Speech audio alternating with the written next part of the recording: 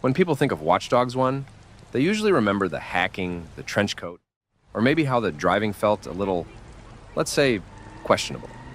But there's something in the game that almost nobody talks about, and honestly, it's kind of scary when you think about it. Watch Dogs. One basically predicted our obsession with smartphones and how apps would end up controlling our lives. Think about it. Back in 2014, when Watch Dogs came out, we weren't glued to TikTok or scrolling Instagram for hours. Uber wasn't massive yet, food delivery apps weren't everywhere, and people weren't talking about privacy scandals the way they do now. Yet Ubisoft built an entire game around the idea that your phone isn't just a tool, it's your whole world. Aiden Pierce's smartphone is basically the ultimate app. He's not downloading games or ordering pizza with it. He's shutting down power grids, stealing bank info, controlling traffic lights, spying on strangers, all through a screen. And while it looks like over-the-top video game stuff, what's creepy is how close it feels to real life now. Here's the wild part. In Watch Dogs, you're constantly swiping into people's private lives and it feels like a mechanic.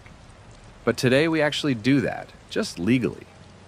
Social media lets us peek into strangers' lives at any time. Dating apps let us swipe through people as if they're files. Even your banking app is basically one hack away from chaos. Watch Dogs turned all of that into gameplay before we realized how normal it would become in everyday life. It's not really a hacker fantasy anymore, it's just Tuesday, and it doesn't stop there. Look at how the game handles NPC data. Every random person you scan has a name, a job, a hobby, a salary, maybe even a weird secret. At first, it feels like a fun gimmick. Oh, this guy's a firefighter, that person writes poetry. But it's also a reflection of how much personal data we give away without realizing it. Our phones know our health stats, our location history, our spending habits, our search history, and all of it is up for grabs if the wrong person wants it. In a way, the NPC profiles are Ubisoft's early version of what tech companies actually do now. Turn people into walking data points. Even the in-game apps mirror the rise of app culture. Remember how you could call a car on demand in Watch Dogs 1? That's basically Uber before Uber blew up. The Digital Trips minigame? That's like early VR before Oculus was mainstream. The game was practically waving a neon sign saying, "This is where society's heading." And most of us just went, "Cool, I can hack a bridge." What's really interesting is how Watch Dogs makes you complicit in it. You don't stop to ask if it's creepy to scan everyone's private details. You just do it because it helps you progress.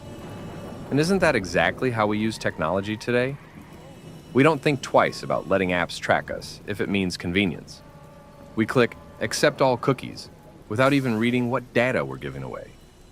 We hand over our fingerprints, our faces, our voices to companies and call it unlocking our phone. Watch Dogs is basically holding up a mirror and asking, "Are you okay with this?" And honestly, most of us answered, "Yeah, sure." As long as it's fast. Revisiting the game now is almost unsettling because so much of what felt like dystopian fiction in 2014 has quietly become normal life in 2025. We carry a key TOS in our pockets every day. It just has a friendlier design, brighter colors, and fewer explosions. But the principle is the same. One device, total control, endless surveillance.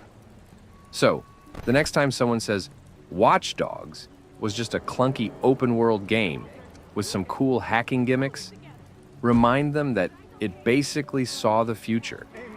The game wasn't just about Aiden Pierce fighting corrupt corporations. It was about how we'd all end up glued to these little glowing rectangles, trading privacy for convenience, one app at a time. And honestly,